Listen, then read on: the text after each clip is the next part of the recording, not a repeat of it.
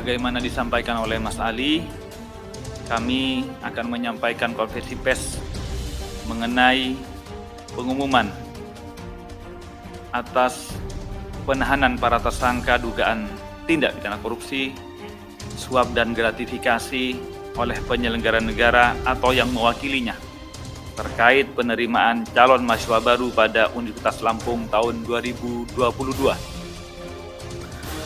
Hari ini kami akan menyampaikan informasi terkait kegiatan tangkap tangan atas dugaan tindak pidana korupsi berupa suap dan gratifikasi oleh penyelenggara negara atau yang mewakilinya terkait penerimaan calon mahasiswa baru pada Universitas Lampung tahun 2022. Pada kegiatan tangkap tangan yang telah KPK lakukan pada hari Jumat tanggal 19 Agustus 2022, sekitar pukul 21.00 WIB, tim KPK telah mengamankan 8 orang di wilayah Lampung, Bandung, dan Bali. Pertama, Saudara KRM, Rektor Universitas Lampung periode 2020-2024. 2. HY, Wakil Rektor 1 Bidang Akademik Universitas Lampung. 3. MB, Ketua Senat Universitas Lampung. 4. BS, Kepala Biro Perencanaan dan Hubungan Masyarakat Universitas Lampung. 5. ML, dosen. 6. HF, Dekan Fakultas Teknik Universitas Lampung. 7. AT, Ajudan KRM. 8. AD, swasta. Selain itu ada 2 orang yang turut diperiksa setelah bersangkutan hadir menemui tim KPK di gedung KPK, yaitu Saudara AS, Wakil Rektor 2 Bidang Administrasi Umum dan Keuangan Universitas Lampung. 10. TW, staf HY. Selanjutnya, konstruksi dan kronologis akan dibacakan oleh Direktur Penyidikan, yaitu Bapak Asep. Kami persilahkan Pak Asep untuk menjelaskan tentang kronologis kegiatan tangkap tangan KPK tersebut. Silakan. Baik, terima kasih pimpinan. Rekan-rekan media sekalian, kronologis tangkap tangan dimulai dengan adanya laporan dari masyarakat yang diterima KPK terkait dengan dugaan korupsi pada penerimaan mahasiswa di Universitas Lampung tahun 2022. Tim kemudian pada hari Jumat tanggal 19 Agustus 2022 sekitar pukul 21.00 WIB bergerak ke lapangan dan menangkap serta mengamankan beberapa pihak yang diduga sedang melakukan tindak pidana korupsi di Lampung dan Bandung. Kemudian juga ada yang ke Bali. Adapun pihak yang ditangkap di Lampung adalah ML, HF, HY beserta dengan barang bukti uang tunai sebesar Rp414.500.000, kemudian slip setoran deposito di salah satu bank sebesar Rp800 juta, dan kunci safe deposit box yang diduga berisi emas yang setara dengan 1,4 miliar. Kemudian pihak yang ditangkap di Bandung adalah KRM, BS, MB, dan AT, beserta barang bukti kartu ATM dan buku tabungan sebesar 1,8 miliar. Dan yang ditangkap di Bali adalah Saudara AD. Pihak-pihak dan barang bukti selanjutnya dibawa ke Gedung Merah Putih KPK untuk dilakukan pemeriksaan lebih lanjut. Dengan telah dilakukannya pengumpulan berbagai informasi dan bahan keterangan terkait dugaan tindak pidana korupsi dimaksud, kemudian berlanjut ke tahap penyelidikan yang kemudian ditemukan adanya bukti permulaan yang cukup, maka KPK meningkatkan status perkara ini ke tahap penyidikan dengan mengumumkan 4 tersangka sebagai berikut. 1. KRM, Rektor Universitas Lampung periode 2020-2024. 2. HY, Wakil Rektor 1 Bidang Akademik Universitas Lampung. 3. MB, Ketua Senat Universitas Lampung. Dan 4. AD, swasta. Untuk keperluan proses penyidikan, tim penyidik melakukan upaya paksa penahanan kepada para tersangka untuk 20 hari ke depan, terhitung mulai tanggal 20 Agustus 2022 sampai dengan 8 September 2022 di rutan KPK sebagai berikut. 1. KRM ditahan di rutan pada Gedung Merah Putih. 2. HY ditahan di rutan pada Pomdam Jaya Guntur. 3. MB ditahan di rutan KPK pada Pomdam Jaya Guntur. Dan 4. Sedangkan AD penahanannya terhitung mulai tanggal 21 Agustus. Karena ini ada perbedaan waktu pada saat penangkapan. Jadi AD ditangkap belakangan. Untuk AD mulai 21 Agustus sampai dengan 9 September 2022 di rutan KPK pada Pomdam Jaya Guntur. Konstruksi perkara sebagaimana dijelaskan oleh Pak Dirsidik tersebut, kepada kualifikasi dugaan tidak pidana korupsinya dapat kami gambarkan sebagai berikut.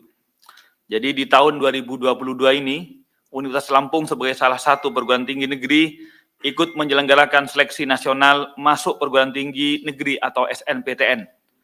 Selain SNPTN, Unila juga membuka jalur khusus yaitu seleksi mandiri masuk Universitas Lampung dengan jalur mandiri ini yang disebut dengan Simanila untuk tahun akademik 2022. Saudara KRM yang menjabat sebagai Rektor Universitas Lampung periode 2020 sampai 2024 memiliki wewenang salah satunya terkait mekanisme dilaksanakannya Simanila tersebut, sistem mandiri masuk Universitas Lampung.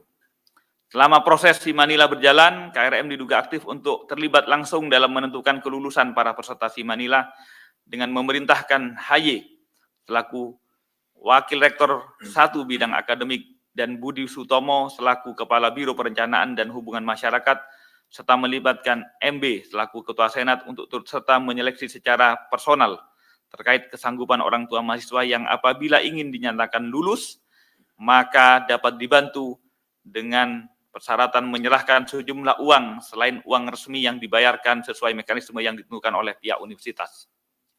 KRM juga diduga memberikan peran dan tugas khusus untuk HY, MB, dan Budi Sutomo untuk mengumpulkan sejumlah uang yang disepakati dengan pihak orang tua peserta yang sebelumnya telah dinyatakan lulus berdasarkan penilaian yang sudah diatur oleh KRM. Terkait besaran nominal, uang yang disepakati antara KRM diduga jumlahnya bervariasi berkisar antara 100 juta sampai 350 juta untuk setiap orang tua peserta seleksi yang ingin diluluskan. KRM juga diduga memerintahkan mu'alimin untuk turut mengumpulkan sejumlah uang dari para orang tua peserta seleksi yang ingin dinyatakan lulus oleh KRM. AD sebagai salah satu keluarga calon peserta seleksi Simanila diduga menghubungi saudara KRM untuk bertemu dan dengan tujuan menyerahkan sejumlah uang karena anggota keluarganya dinyatakan lulus Simanila atas bantuan KRM. Mu'alimin selanjutnya atas perintah KRM mengambil titipan uang tunai sejumlah 150 juta dari AD di salah satu tempat di Lampung. Seluruh uang yang dikumpul KRM melalui mu'alimin yang berasal dari orang tua calon mahasiswa diluluskan berjumlah 603 dan telah digunakan oleh saudara KRM sebesar 575 juta.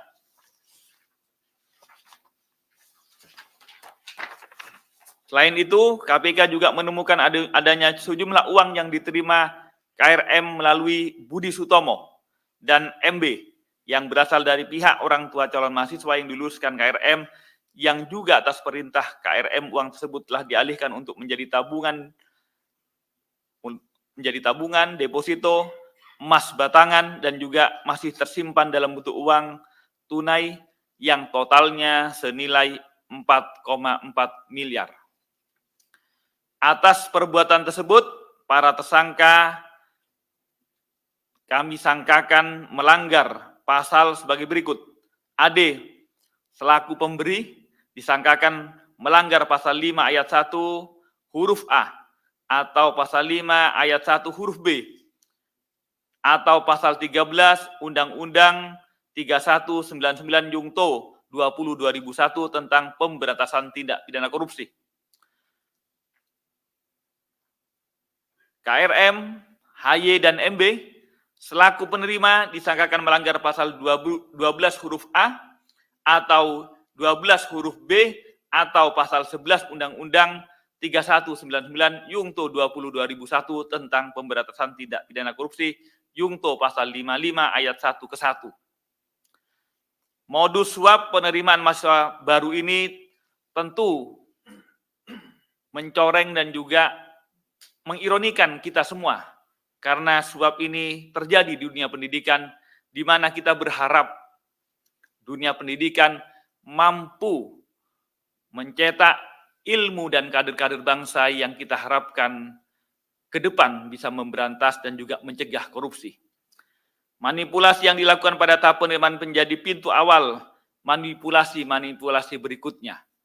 Kader-kader bangsa yang diharapkan dapat dididik di lembaga pendidikan yang harapannya ke depan menjadi generasi bangsa pemberantas korupsi, kemudian kita menjadi tidak memiliki harapan. Oleh karena itu, sekali lagi, KPK melalui penindakan telah menangani berbagai modus perkara di sektor pendidikan ini. Melalui strategi pencegahan telah mendorong perbaikan sistem dan tata kelola penyelenggaraan pendidikan mulai dari rekrutmen mahasiswa baru. KPK memang telah melakukan kajian dan menilai bahwa penerimaan mahasiswa baru melalui jalur mandiri kurang terukur, kurang transparan, dan kurang berkepastian. Sesungguhnya kami memahami bahwa jalur mandiri ini adalah jalur afirmasi untuk mahasiswa-mahasiswa ataupun calon-calon mahasiswa baru dengan kebutuhan-kebutuhan khusus, misalnya daerah tertinggal, misalnya mahasiswa yang tidak mampu dan lain-lain. Itu semua untuk tujuannya adalah mulia. Namun karena jalur mandiri ini ukurannya sangat lokal, tidak transparan, dan tidak terukur, maka kemudian menjadi tidak akuntabel. Karena tidak akuntabel, maka kemudian menjadi celah terjadinya tindak pidana korupsi. Oleh karena itu, sekali lagi KPK berharap ke depan proses rekrutmen, mau apapun namanya, ada jalur mandiri ataupun jalur afirmasi yang lain, bukan soal mandirinya, bukan soal namanya, tetapi mekanismenya harus diperbaiki menuju lebih terukur, lebih akuntabel, dan lebih partisipan, ya, lebih partisipatif, supaya kemudian masyarakat bisa lebih turut mengawasi. Itu yang kami harapkan, dan mudah-mudahan kejadian ini untuk dunia pendidikan tinggi, mudah-mudahan kejadian terakhir, dan kami tak berharap untuk adanya tindak pidana korupsi lebih lanjut di dunia pendidikan tinggi.